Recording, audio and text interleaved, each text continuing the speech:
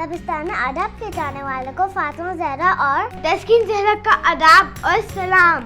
आज हम एक पोएम पेश करने जा रहे हैं जो हमारे पापा ने कहा हमारी तरफ से हमारी मम्मा के लिए। पोएम की टाइटल है माँ। अब ये अच्छी गाया है।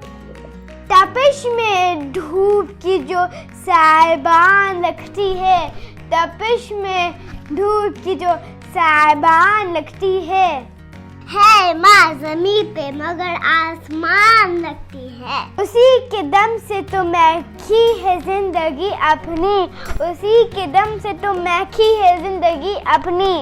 वो खुशबुओं से सजा एक रद्दान लगती है। हो मेरी आँख अगर नम तो वो भी रोटी है, हो मेरी आँख अगर नम तो वो भी रोटी है।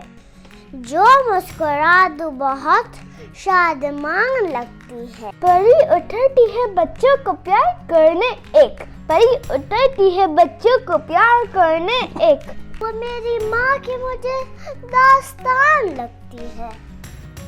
हमी को देख के जीती है जिंदगी अपनी, हमी को देख के जीती है जिंदगी अपनी। हमारी जान में ही उसकी जान लगती है। इबादतों का सलीका सिखाने वाली माँ, इबादतों का सलीका सिखाने वाली माँ। हराम से उठती हुई एक अजान लगती है। अदब तमीज तमद्दुन का एक सर चश्मा, अदब तमीज तमद्दुन का एक सर चश्मा।